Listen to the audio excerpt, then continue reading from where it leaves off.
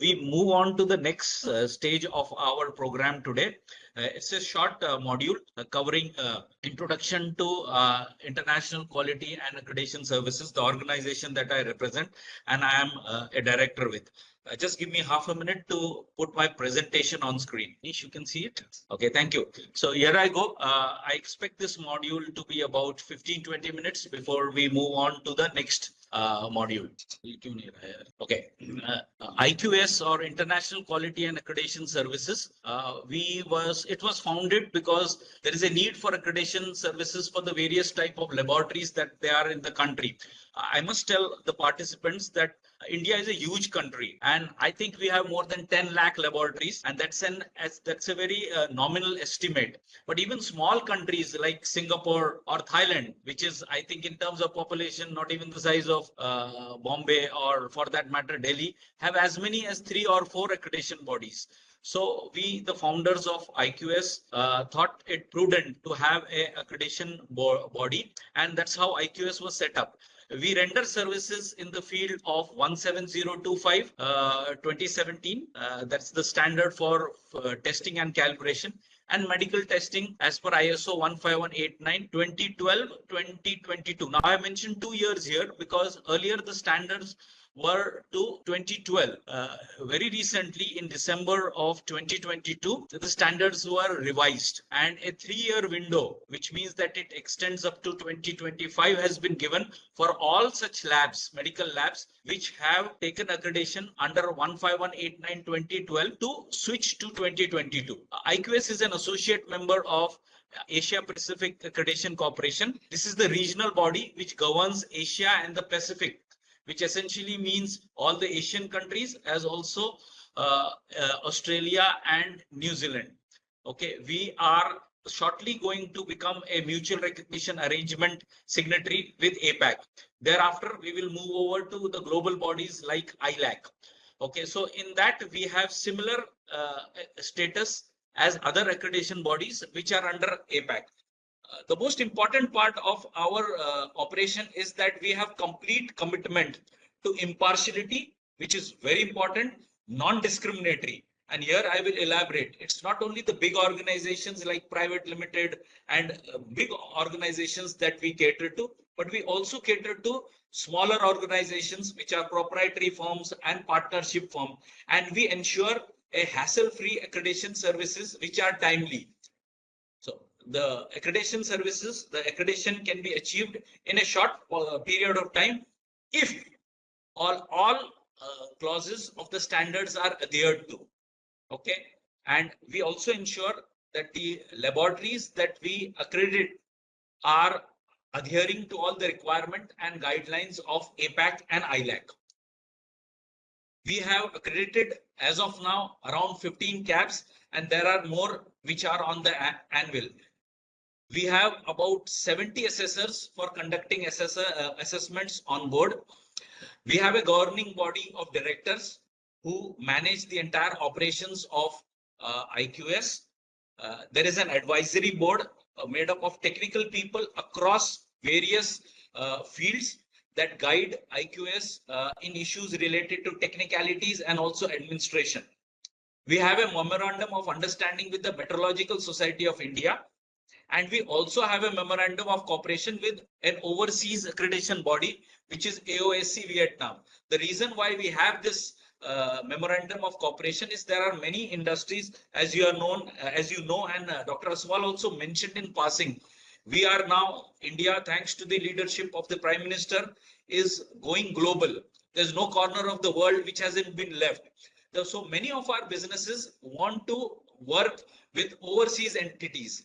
Under such circumstances, some of the customers require, in addition to accreditation from Indian bodies, they also want an accreditation with bodies which are close to their countries.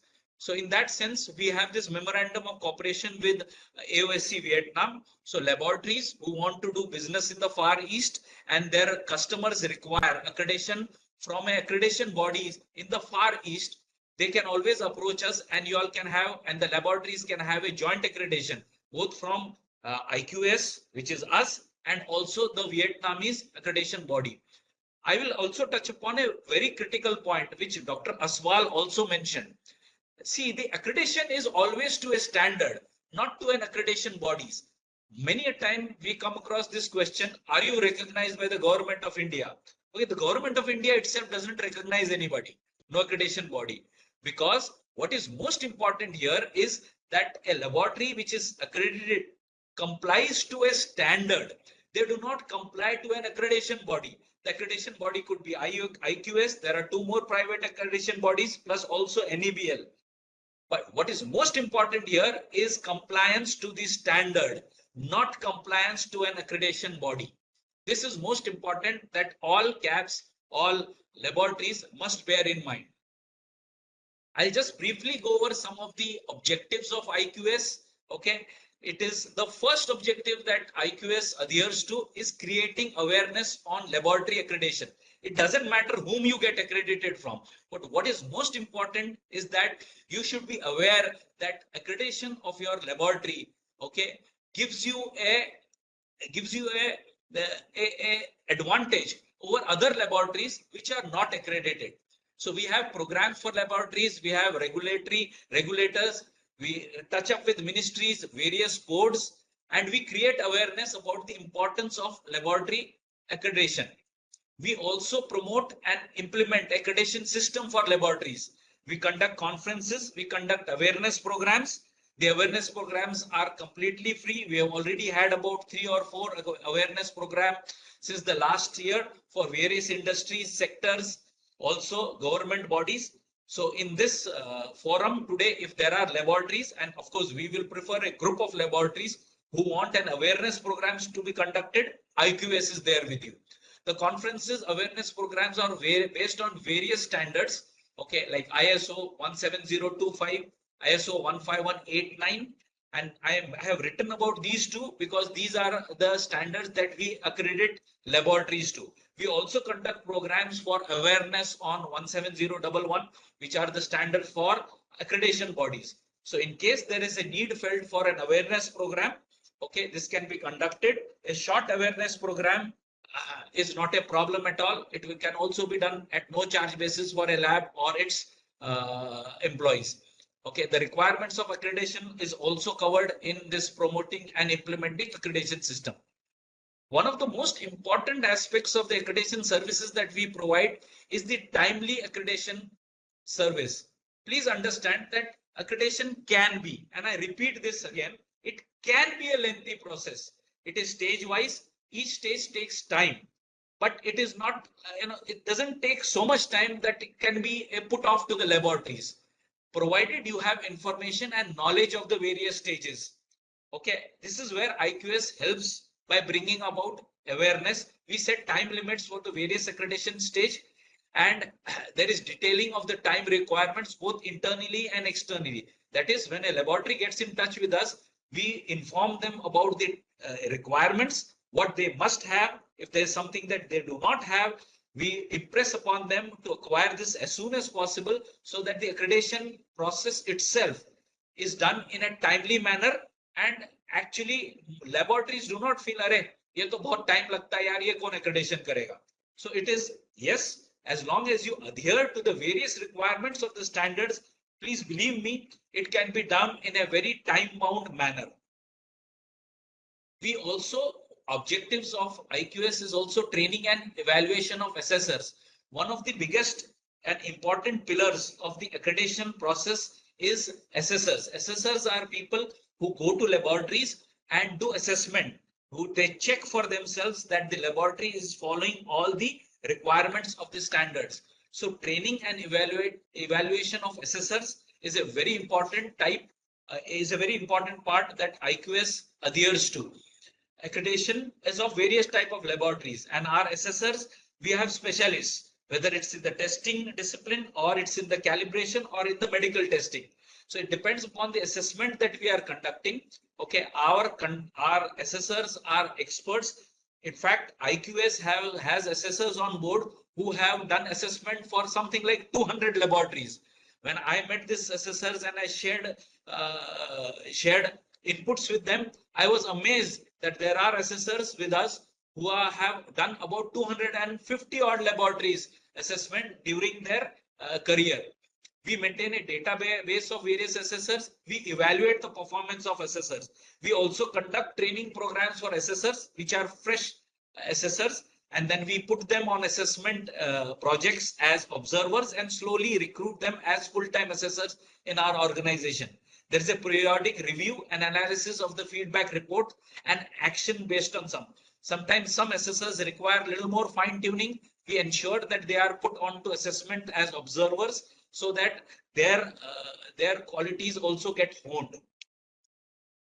We have an operating mechanism for complaints and appeals. Sometimes labs have complaints, okay, against various issues. So there is a mechanism for complaint. I must tell you that it is not that IQAS has developed this uniquely. In fact, this is a requirement of the standards. If I am an accreditation body, I must provide a forum for complaints. If there are complaints received, these complaints are handled in a manner that confidentiality is maintained. We have separate committees to handle complaints and appeals.